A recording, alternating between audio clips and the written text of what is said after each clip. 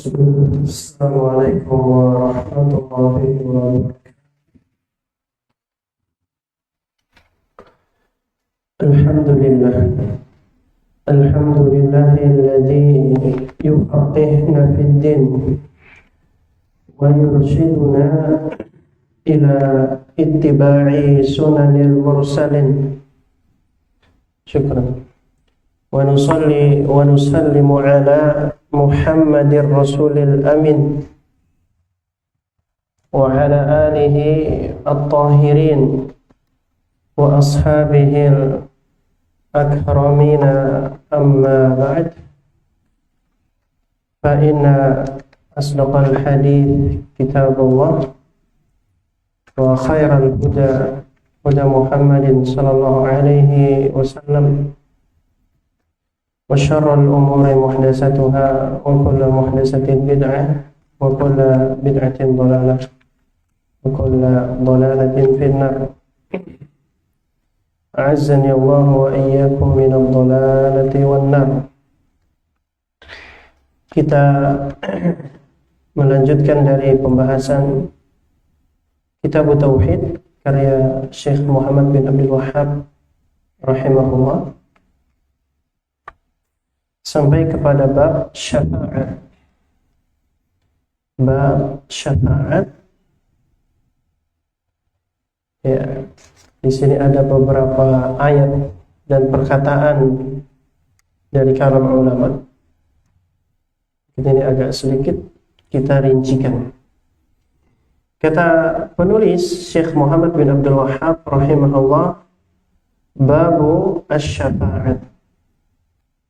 Bab mengenai syafaat.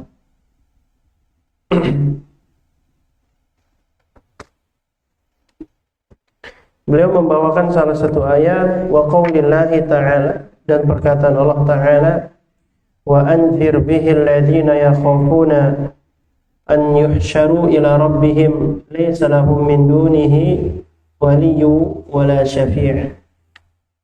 Dalil pertama ada di surah Al-An'am ayat ke-51. Sebentar.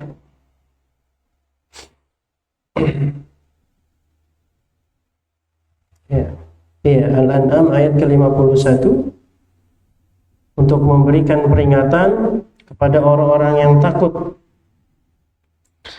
akan dikumpulkan dengan Allah Azza wa Jalla hari kiamat, sedangkan mereka itu tidak mempunyai waliyun wala syafi'un, pelindung, wala syafi', begitu juga tidak memiliki yang memberikan syafaat, la'allahum yattaqun, agar mereka itu bertakwa.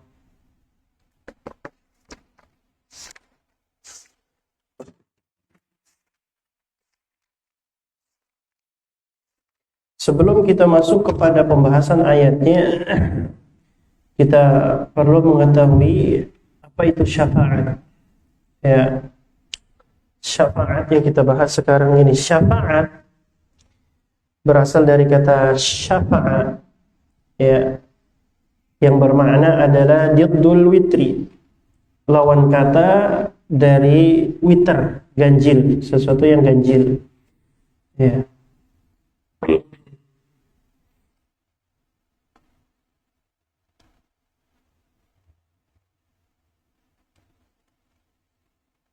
Adapun secara syariat disebutkan Syekh Shalih Al-Fauzan di sini, yaitu adalah memberi wasilah, memberi bantuan kepada yang lain, bijalbi manfaatin, dengan mendatangkan manfaat, atau daf'i mudarratin, atau mencegah mudarat.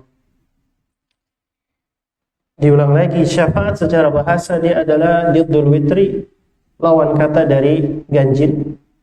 Adapun secara istilah adalah membantu seorang yang lain untuk mendatangkan manfaat atau menghilangkan mudarat. Itu yang dimaksud dengan syafaat.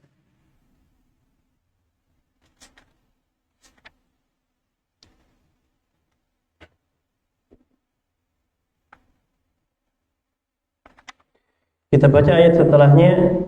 Ayat setelahnya Allah Azza wa Jalla mengatakan wa qauluhu ta'ala qul lillahi syafa'atu jami'an. Katakanlah sesungguhnya syafaat itu seluruhnya milik Allah. Lalu pada ayat setelahnya man dzalladzi yashfa'u 'indahu illa bi'idznih. Tidak ada yang dapat memberi syafaat di sisi Allah kecuali harus dengan izin dari Allah Ta'ala. Kita baca dulu ayatnya karena semuanya bersinggungan. Dan Allah juga berfirman, ya, wa kam min malakin fis samawat, betapa banyak malaikat di langit sana, ya, yang tidak manfaat syafaatnya satupun illa min ba'di an ya'dzana Allah liman yasha wa yarda, kecuali setelah ada keriduan dan izin dari Allah Ta'ala. Lalu kita baca lagi ayat yang terakhir. Allah juga mengatakan qul ud'ul ladzina za'amtum min dunillah la yamlikuna mithqala dzarrah fis samawati wala fil ardh. Ayat.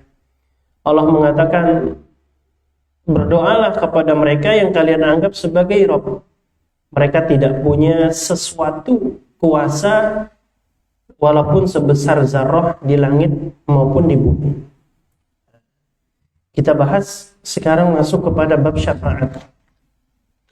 Tadi syafaat kita sebut dia termasuk membantu orang lain, ya, menjadi perantara bagi orang lain untuk menghasilkan manfaat, mendatangkan manfaat atau menghilangkan mudarat. Ya. Disebutkan lain juga syafaat itu gampangnya tolak doa, meminta untuk didoakan. Sebagaimana kata Syekh Shalih Al-Syekh, syafaat juga bermakna tolabud doa, meminta untuk didoakan. Ketika kita tahu di sini syafaat, meminta syafaat artinya adalah meminta doa, ya. Maka sebagaimana kaidah ketika kita bahas doa kemarin, tidak bisa syafaat, tidak bisa meminta syafaat kepada mereka yang sudah mayit, ya. Adapun kalau meminta syafaat kepada mereka yang masih hidup atau masih hadir, maka demikian hukumnya boleh sebagaimana doa. Nah, ini akan kita jelaskan satu-satu. Apa maksudnya meminta syafaat kepada mereka yang masih hidup? Nah, bukankah syafaat hanya dari Nabi atau bagaimana? Sekarang akan kita bahas. Syafaat dulu perlu kita ketahui pembagiannya secara umum. Syafaat ada dua. Secara global syafaat itu terbagi dua. Pertama adalah syafaat yang khusus dimiliki oleh Rasulullah SAW. Syafaat yang dimiliki khusus oleh Rasulullah SAW. Lalu ada yang kedua, syafaat yang juga dimiliki oleh selain dari Rasul. Seperti siapa? Seperti orang-orang soleh, seperti para malaikat, para nabi-nabi yang lain.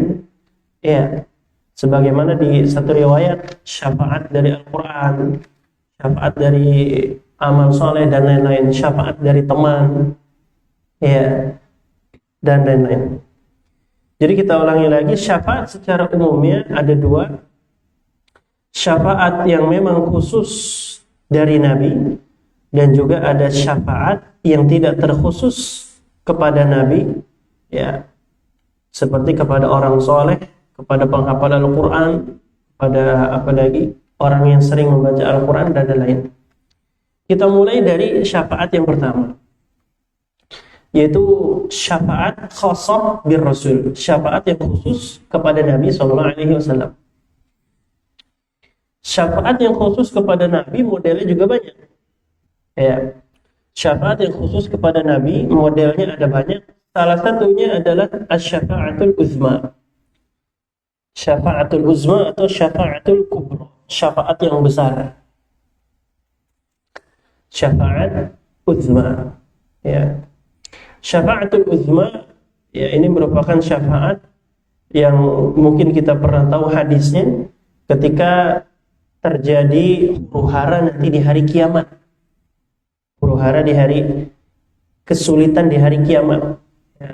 Yang mana para makhluk meminta syafaat kepada siapa?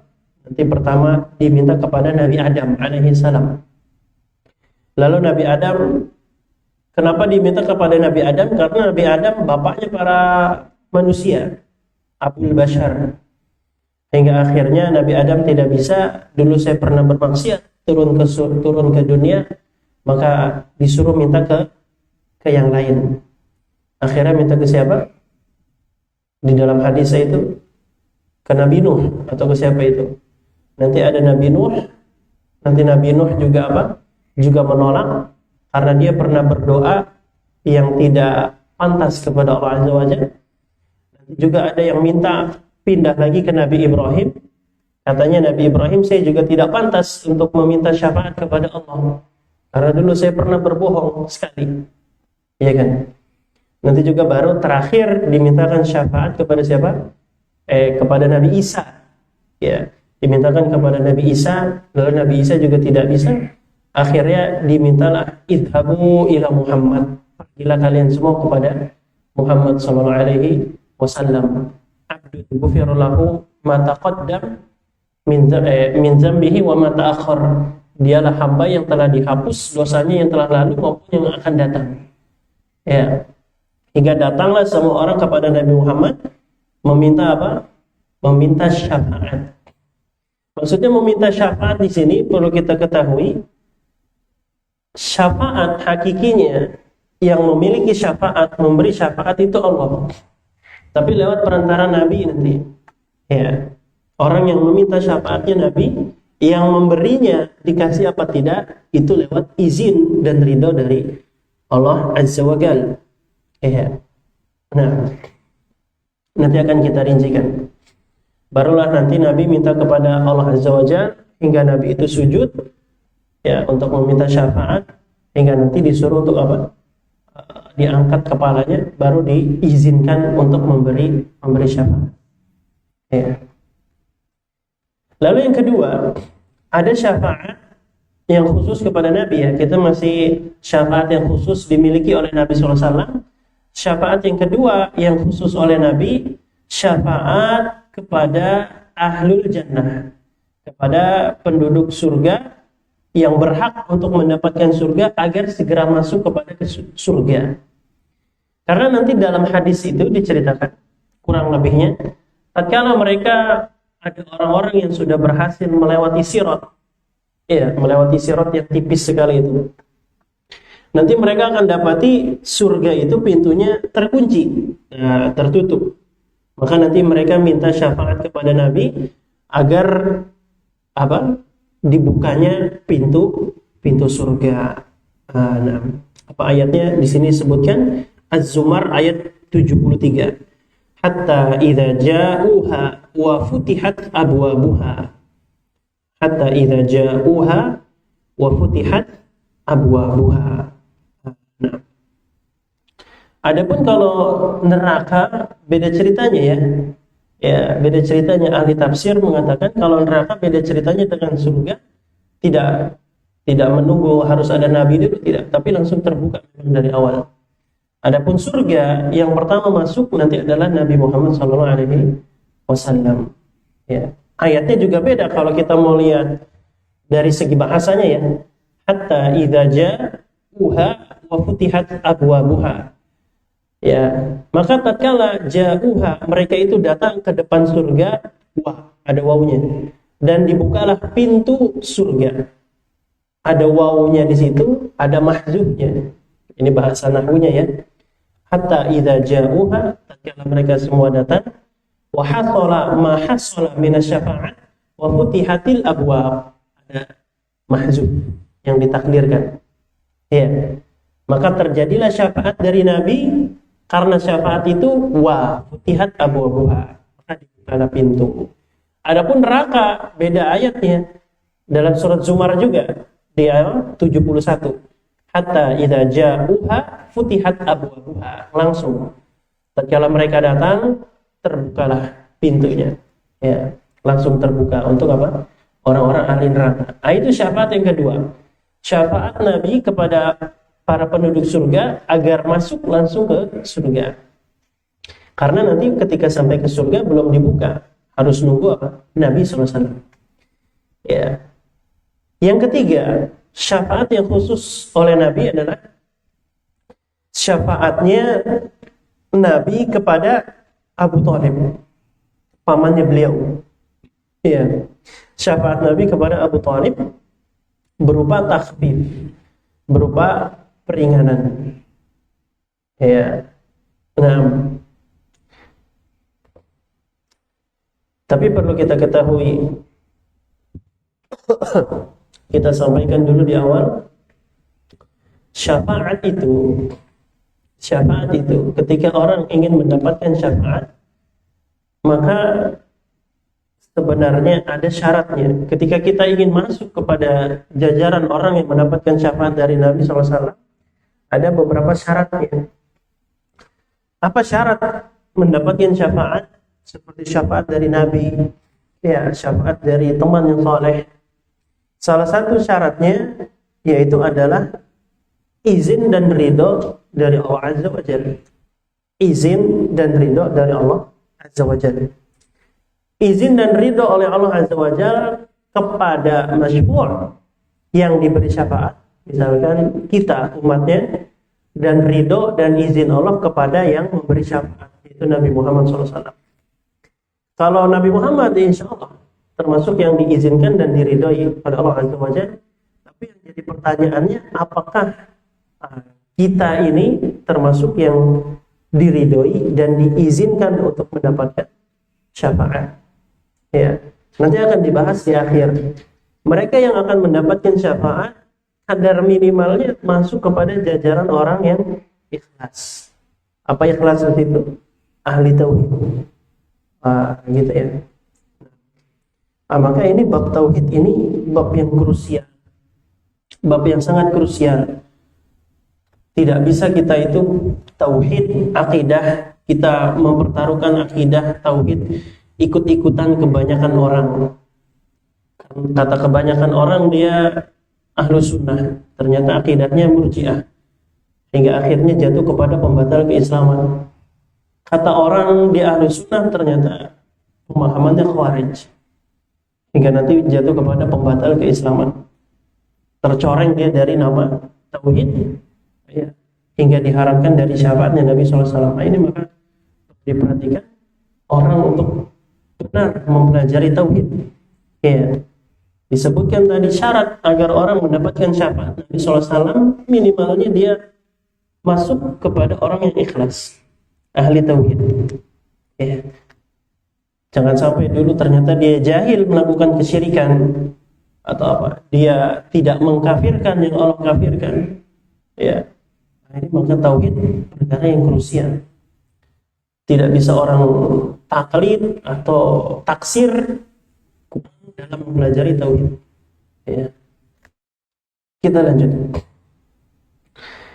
Jadi agar seorang itu mendapatkan syafaat dari Nabi Shallallahu Alaihi Wasallam, ada izin dan ridho dari Allah Azza wa Jalla kepada masyfu' yang diberi syafaat, misal kita, atau dari syafi' yang meminta syafaat seperti Nabi Muhammad SAW. Lah, kita balik lagi tadi. Tadi syafaat Nabi SAW yang khusus ada syafaat kepada amihi, para pamannya yaitu Abu Thalib. Nah, ini jadi pertanyaan. Kenapa pamannya Abu Thalib yang mana merupakan musyrik tapi mendapat syafaat dari Nabi? Padahal kita tahu orang musyrik itu fama tanfa'uhum syafa'atus syafi'in. Tidak bermanfaat syafaatnya orang yang memberi syafaat kepada orang yang tidak ikhlas, maksudnya bukan ahli tauhid. Maka kata para ulama, Abu Thalib pengecualian. Itu pun syafaatnya berupa peringanan, bukan syafaat full. Bukan syafaat dikeluarkan dari neraka, tapi syafaatnya berupa peringanan. Maka kata Nabi SAW, kalaulah tidak saya berdoa untuk Abu Thalib, maka dia fi asfali minan nar. Abu Thalib sudah ada di keraknya neraka, Tapi karena doa dari Nabi SAW dapat keringanan dengan azab yang paling ringan di neraka. Dipakaikan apa? Di kakinya itu sendal yang nanti panas, hingga panasnya membakar otaknya, waliyadzubillah. Ya. Nah, karena kafir. Karena kafir. Iya. Nah.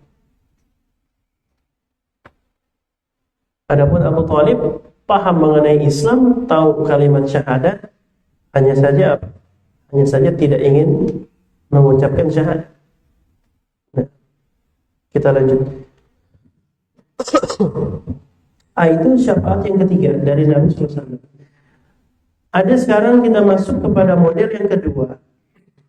Model yang kedua, syafaatul ammah, syafaat yang umum bagi seluruh mukminin, bahkan syafaat dari malaikat. Ya, intinya yang sifatnya umum, tidak terbatas oleh Nabi SAW. Apa itu? Ada yang pertama, syafaatnya mereka yang sudah mustahakun binar, haknya sudah di neraka, harusnya masuk neraka. Iya, sudah mau digiring masuk neraka karena amalannya kurang, amalannya kurang banyak. Ya, dosanya lebih banyak, amalannya kurang. Harusnya sudah masuk neraka. Tapi apa? Tidak jadi masuk neraka karena ada syafaatul ammah, syafaat yang umum. Ini bukan hanya syafaat dari Nabi ya, syafaat dari teman yang saleh. Makanya anjuran kenapa berteman dengan orang yang saleh ya demikian, agar bisa menggandeng temannya ke surga nanti, diharamkan dari neraka. Semoga saja. Ya, lanjut. Jadi kita ulang lagi, syafaat bagi mereka yang harusnya haknya di neraka tapi tidak jadi masuk. Karena nanti juga ada yang model kedua, nanti kita bahas. Yang model kedua itu nanti dia sudah masuk neraka tapi dikeluarkan. Kalau ini enggak, belum masuk. Ya, belum masuk tapi sudah haknya dia masuk karena amalannya kurang. Tapi tidak masuk karena ada syafaat. Ya, misal syafaat dari Quran yang ia baca. Ya, syafaat dari apa misalkan temannya atau dari yang lain. Kan syafaat itu banyak, nanti akan kita bacakan di akhir. Nah, contohnya di dalam hadis Nabi Sallallahu Alaihi Wasallam. Dalam hadis Nabi Sallallahu Alaihi Wasallam ada syafaat dari kaum mukminin kepada seseorang yang meninggal. Antum perhatikan hadisnya. Dari Nabi Sallallahu Alaihi Wasallam mengatakan, ma min muslimin yamutu fayaqumu ala janazatihi arba'una rajulan la yusyrikuna billahi syai'an illa syafa'ahumullahu fihi. Tidaklah dari seorang muslim ada yang meninggal lalu berdiri menyolatkan jenazah beliau 40 laki-laki, 40 bukan laki-laki, 40 jamaah. Yang 40 orang tersebut bertauhid, tidak mensyirikkan Allah Azza wa Jalla. Dia berdoa, ya, semoga si fulan diharamkan dari neraka, semoga si fulan diampuni. 40 orang yang bertauhid. Ya, tauhid kan sedikit. Orang Islam mungkin banyak mengaku Islam, tapi yang benar bertauhid, yang kosong dari syirik, tidak melakukan pembatal keislaman kan sedikit. 40 orang berdiri menyolatkan dan dia ahli tauhid, bukan mereka yang ahli kesyirikan atau melakukan pembatal keislaman. Maka mereka akan mendapatkan syafaat hingga akhirnya harusnya masuk neraka tapi tidak jadi masuk neraka karena doa dari 40 orang tersebut. Ini syafaat. Iya, ini merupakan apa? Ini merupakan syafaat. Nah, kita lanjutkan. Ada juga faedah mengenai ayat ini, mengenai hadis ini ya. Kenapa doa di sini disebut syafaat? Ya, karena doa di sini mengakibatkan nanti si jenazah ini ya satu dari dua kemungkinan. Apakah dia tidak jadi masuk neraka, diharamkan masuk neraka? Atau kalau memang dia sudah di surga, tapi didoakan demikian, diangkat derajatnya. Ya, satu dari dua kemungkinan. Kalau memang harusnya dia masuk neraka, maka karena doa dari 40 orang tersebut, tidak jadi. Benar-benar tidak disentuh oleh api neraka. Karena 40 orang bertauhid mendoakan beliau ketika meninggal. Atau kalau memang dia ahli surga, rafud darajat, diangkat apa? Derajatnya. Derajat di surganya. Harusnya amalannya cuma 90, surganya ini, surga yang bawah. Tapi karena doa, dia naik lagi surganya. Karena doa-doa dari 40 orang tersebut. Kita lanjut. An-Naw'utsani, yang kedua, di antara syafaat yang umum adalah syafaat yang mereka sudah masuk neraka, sudah masuk. An yakhruja minha, agar mereka semua dapat keluar. Ya. Ini insya Allah pada poin kedua ini, syafaat aman ini disepakati oleh semua kelompok kecuali siapa yang tidak sepakat? Khawarij dan Mu'tazilah. Karena orang Khawarij dan Mu'tazilah mengatakan kabair, sahibul kabair, orang yang melakukan dosa besar sudah masuk neraka, tidak boleh keluar lagi. Iya, bagi orang-orang Khawarij. Karena bagi mereka akidah Khawarij itu kan sahibul kabair mukhalladun finnar. Pelaku dosa besar itu kekal nanti di dalam neraka. Ya, ini menabrak ijma' jelas sekali. Lalu yang ketiga adalah syafaat umum, yaitu syafaat apa? Syafaat untuk diangkat derajatnya orang-orang mukmin. Syafaat untuk diangkat derajatnya orang-orang mukminin. Nah, ini tadi kita sampaikan di pertama. Seperti harusnya apa? Harusnya dia itu di harusnya dia di surga yang bawah, tiba-tiba karena ada syafaat doa dari yang lainnya hingga naik tingkatan surganya.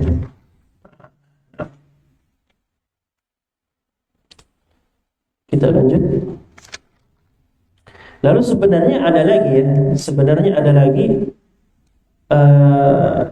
syafaat yang setelahnya, seperti syafaat Nabi Shallallahu Alaihi Wasallam bagi orang-orang yang tasawwuf sama antara amalannya, amalan baiknya 99, amalan buruknya 99, ya sama-sama 99. Nanti dapat syafaat dari Nabi agar masuk surga. Nah, itu juga termasuk syafaatnya Nabi tadi lupa kita sebutkan. Ya. Masuk di antara syafaat Nabi juga tadi ada orang yang sama antara amal solehnya dan dosanya. Nah, itu termasuk dari syafaat Nabi juga ya. Begitu juga nanti ada syafaat Nabi lupa ada sebutkan, yaitu golongan yang masuk surga tanpa hisab. Tadi lupa ada tambah 2 berarti. Ya. Untuk apa? Golongan-golongan yang masuk surga tanpa hisab. Begitu juga orang-orang yang amalannya itu sama antara kejelekannya dan kebaikannya, hingga nanti akhirnya tidak masuk neraka tapi masuk surga.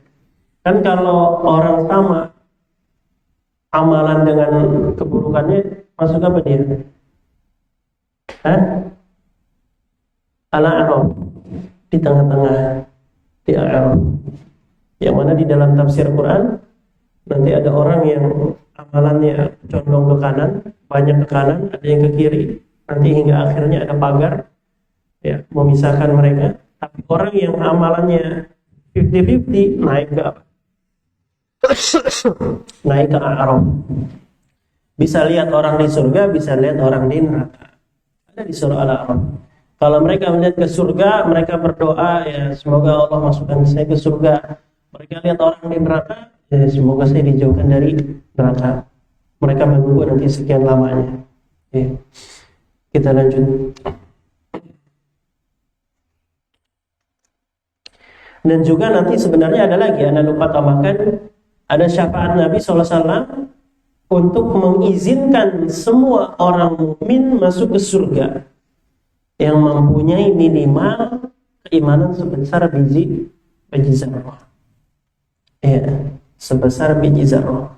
Kalau kita bahas bab iman, orang yang paling minim lah, tidak pernah apa, misalkan katakan tidak pernah zakat, tidak pernah puasa, tidak pernah haji, tidak pernah sholat sunnah, tidak pernah apa, cuma sholat wajib 5 waktu, bersyahadat, tidak syirik, itu kan paling minim sekali, paling minim sekali. Terus dosanya banyak, nah, gitu. Tapi kadar tauhidnya minim, bersyahadat, tidak syirik, apalagi sholat 5 waktu, hatinya beriman, nah, itu sebesar biji zarrah, keimanan sebesar biji zarrah, akan dapat syafaat masuk surga. Nah,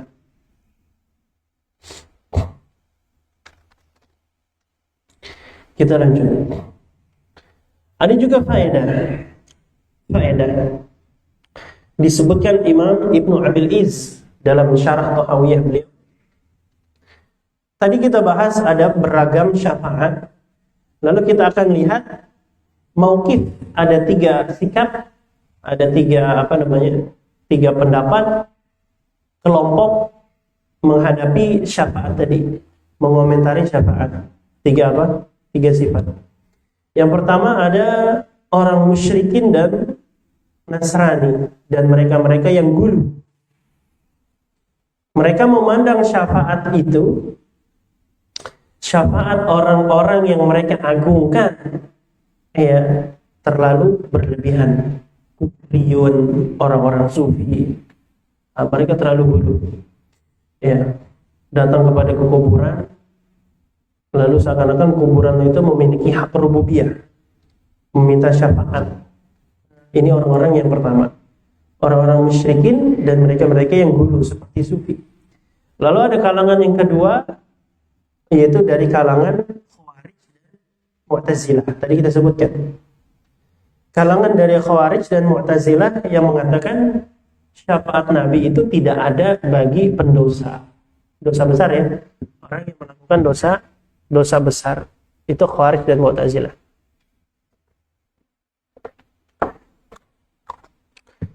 Ada juga yang terakhir adalah Ahlus Sunnah wal Jamaah. Ahlus Sunnah yang pertengahan, yang menetapkan adanya syafaat dan tidak gulu dalam menetapkan apa? Dalam menetapkan syafaat. Nah. Sedikit masalah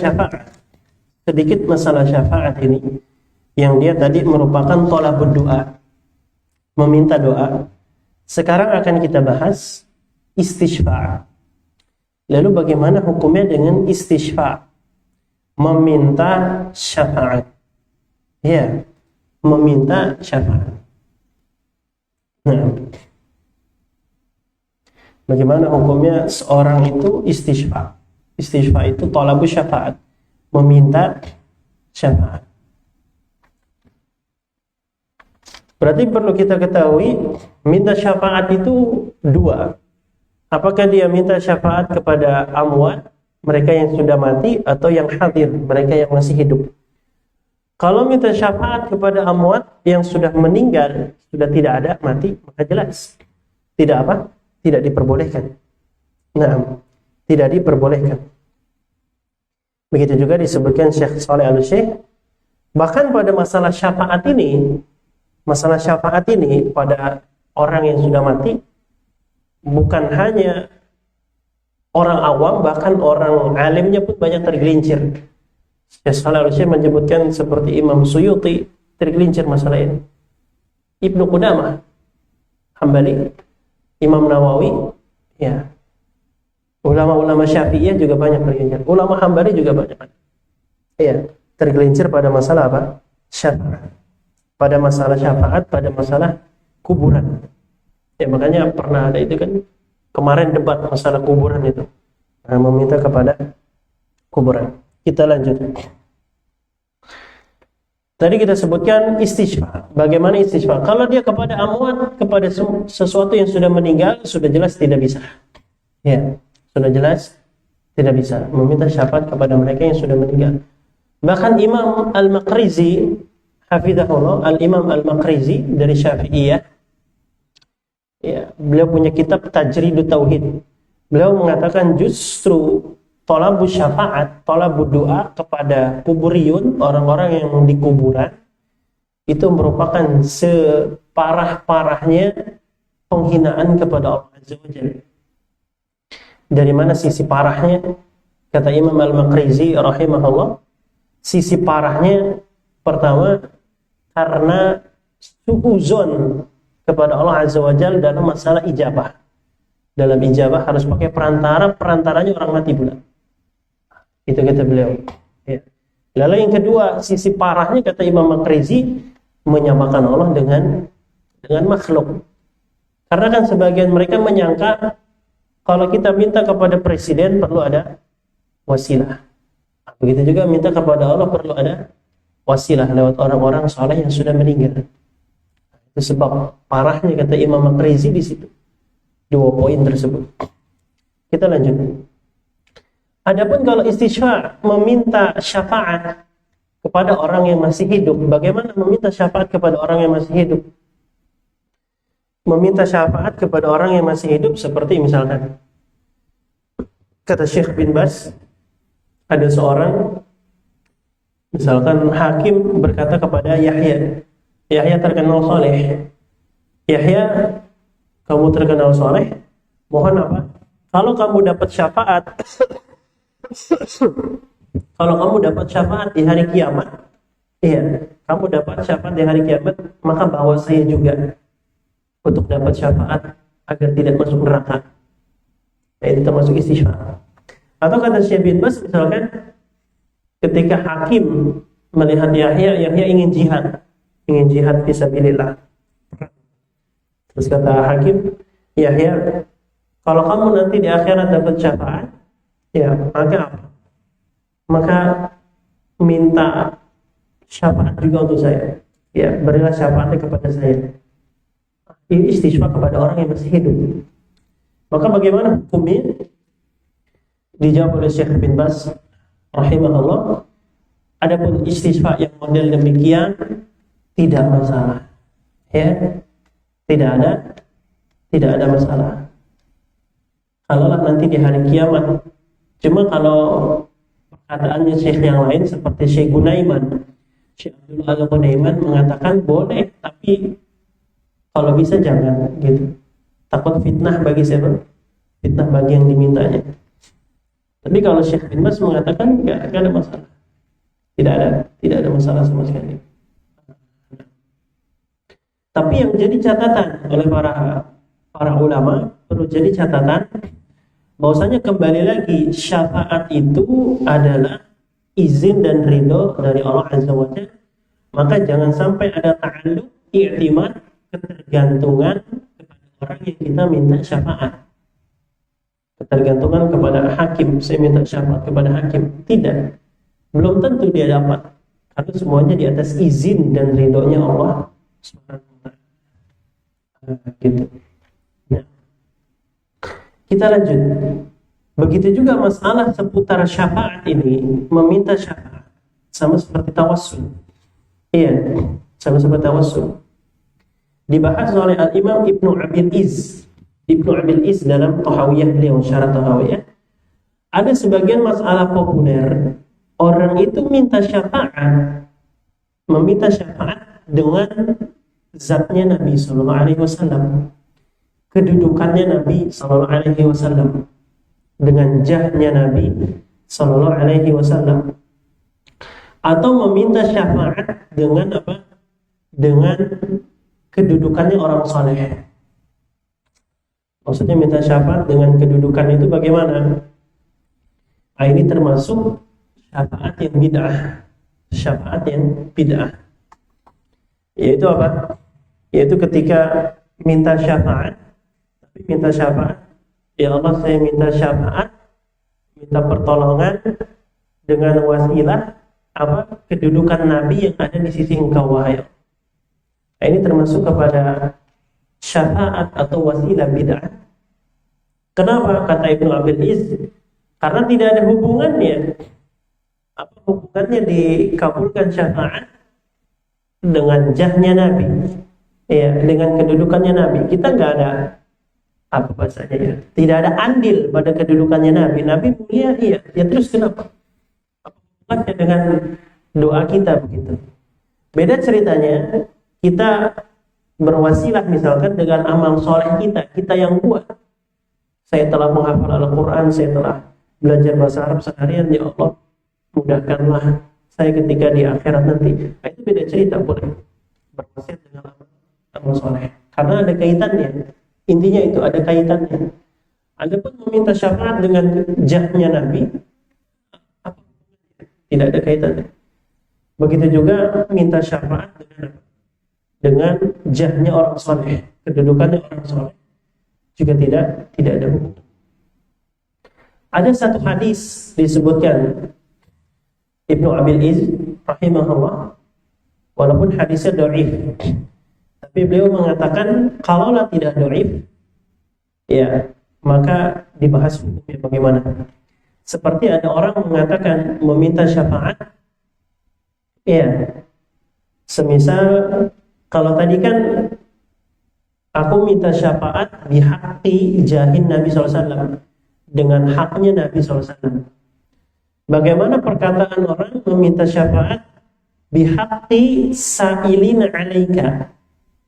Aku meminta syafaat, syafaat dengan hak orang-orang sa'ilin apa? Sa'ilin. Orang-orang yang meminta kepadamu. Saya minta kepada Ibrahim mintakan syafaat untuk saya. Ibrahim berdoa. Terus di akhir doa Ibrahim, bihaqqis sa'ilina 'alaika. Yang meminta syafaat dengan haknya orang yang meminta doa kepadamu. Boleh atau tidak? Kalau tadi meminta dengan kedudukannya orang soleh atau dengan kedudukannya Nabi SAW tidak bisa.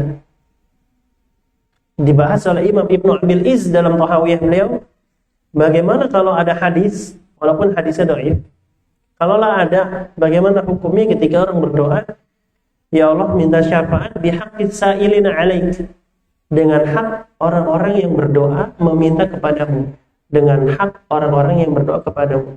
Apa hukumnya? Hah? Gak boleh.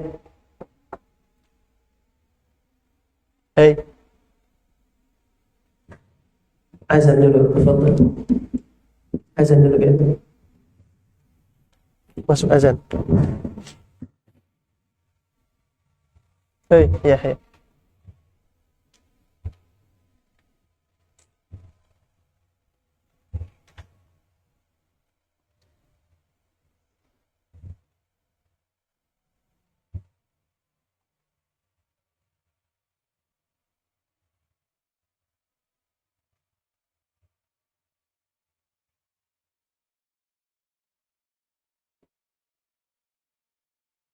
Ini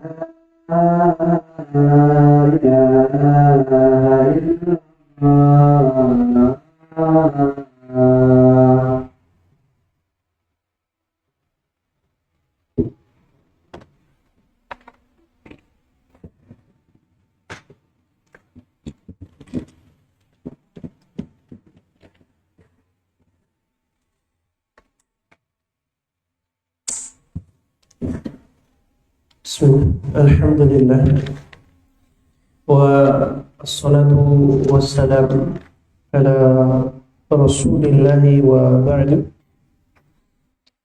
Jadi sampai kepada kesalahan meminta syafaat dengan kalimat bihaqqis sa'ilina 'alaika, dengan hak orang-orang yang meminta kepada engkau wahai Allah Azza wa Jalla.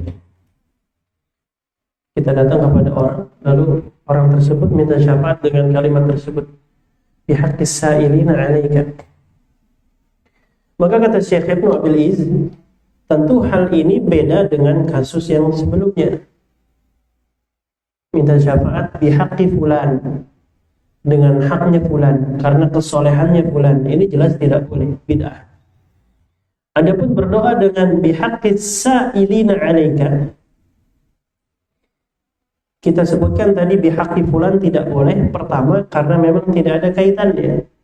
Itu amal solehnya fulan, lalu kita minta doa karena amal solehnya fulan, kabulkan doa saya. Tidak ada kaitannya.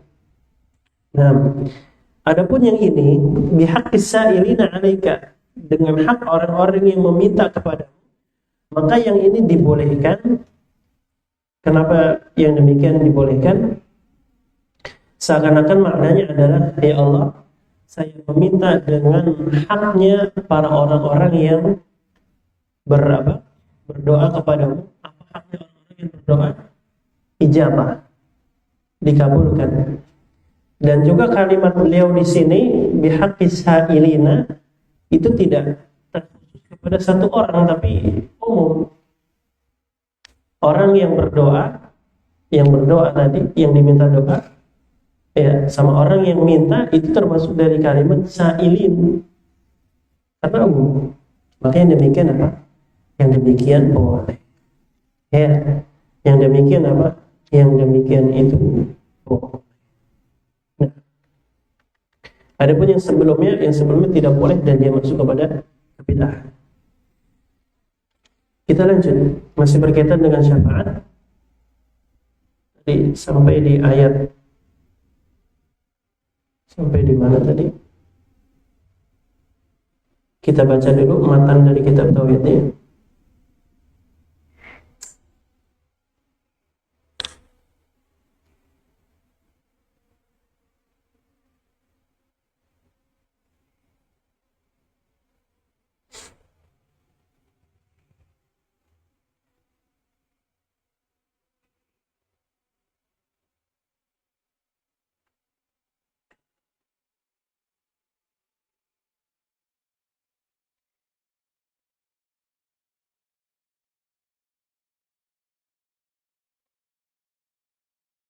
Sampai mana tadi?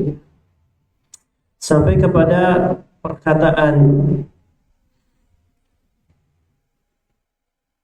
firman dari Allah tadi dalam surah Saba. Lalu setelahnya kata Abu Abbas, nafallahu amma siwahu kullama yata'allaqu bihil musyrikun.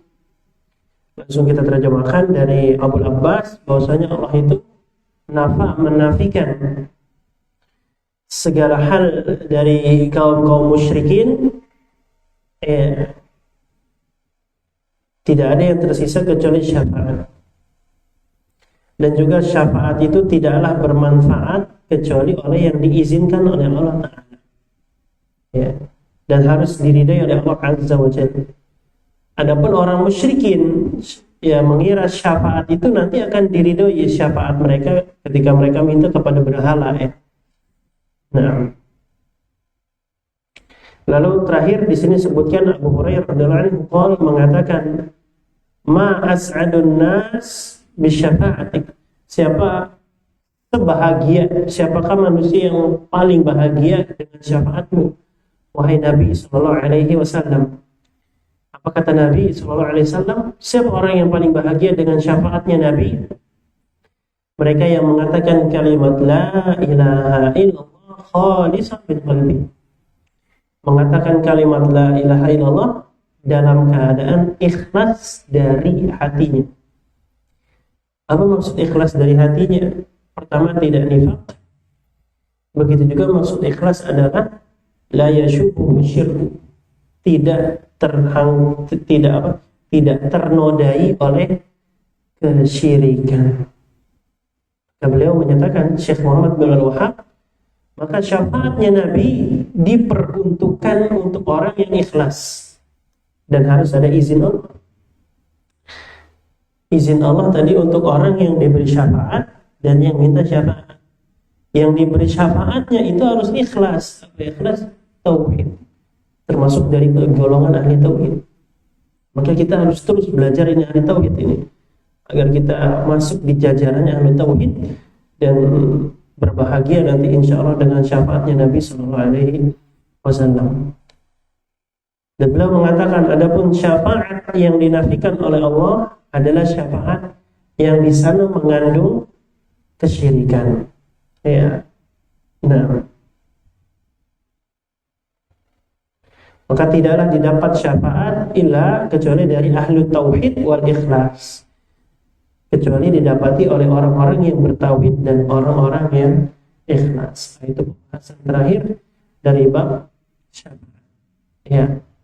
Dari perkataan Abu Hurairah, syarat, sebenarnya itu syarat bagaimana agar kita diizinkan untuk mendapatkan syafaatnya Nabi SAW, harus termasuk dari kalangan ahli tauhid.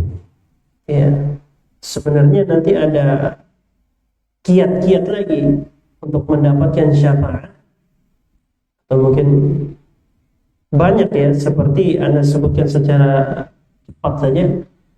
Ya, kiat-kiat untuk mendapatkan syafaat seperti disebutkan tadi ya, bertauhid, termasuk dari ahli tauhid, itu minimal sekali syarat agar kita termasuk orang yang mendapatkan syafaat.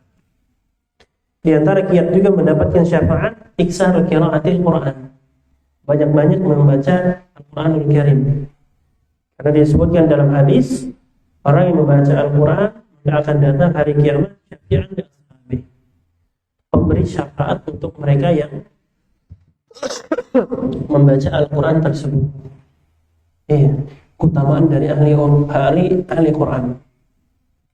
Nanti ada lagi kiat untuk mendapatkan syafaat juga, yaitu apa?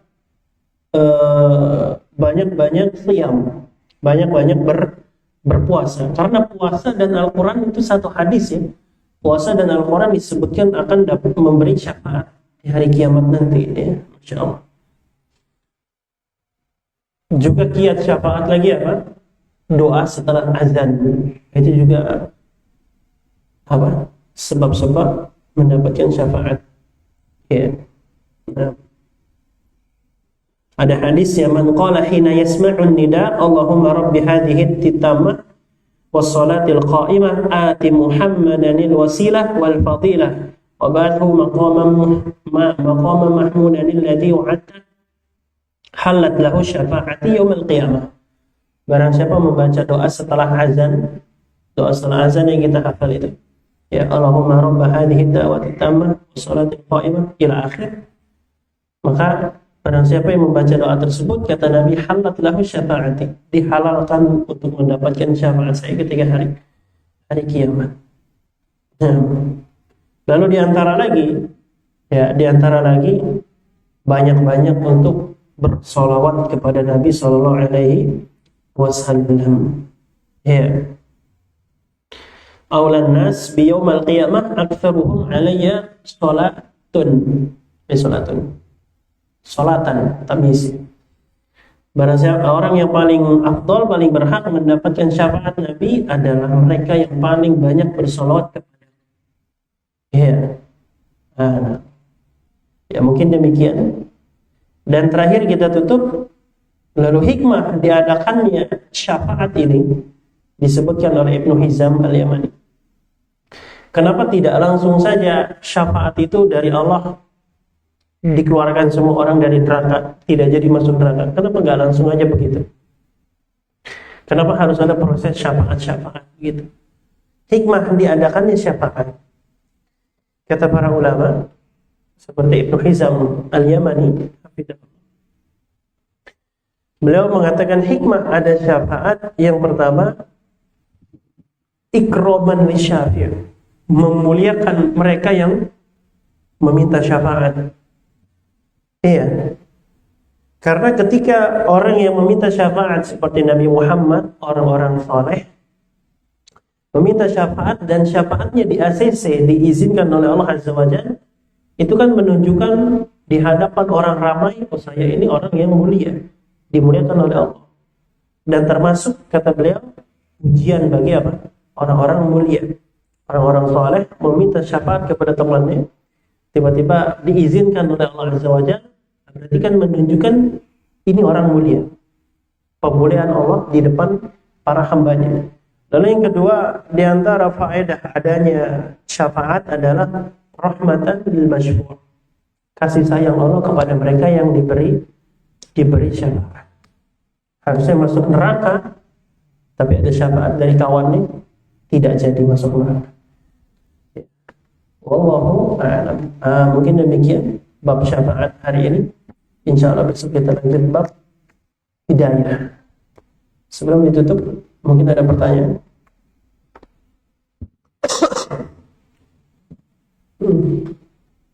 Apa itu?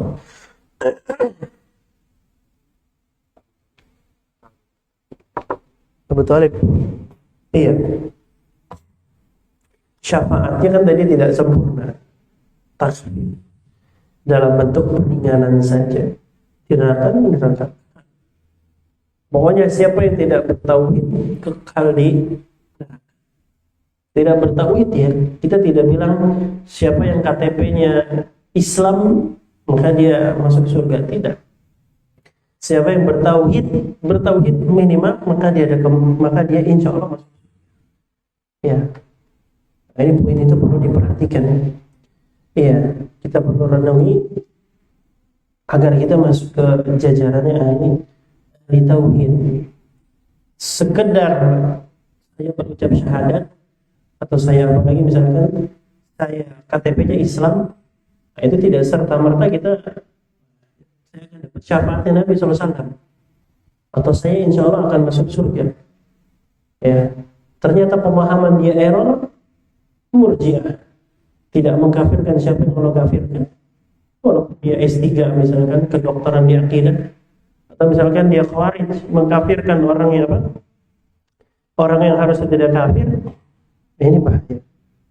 Pelajari terus apa? Pelajari terus tauhid. Pelajari terus tauhid. Dan tidak bisa tauhid itu, tadi kita ulang di awal, membangun tauhid di atas ketaklidan atau fanatik. Ya. Karena urusannya dunia dan akhirat. Urusannya dunia dan akhirat. Mempertanggungjawabkannya nanti di surga atau dia masuk neraka. Cukup, ada lagi? tidak ada, kita tutup dengan doa kafaratul majlis. Subhanallahumma. Assalamualaikum warahmatullahi wabarakatuh.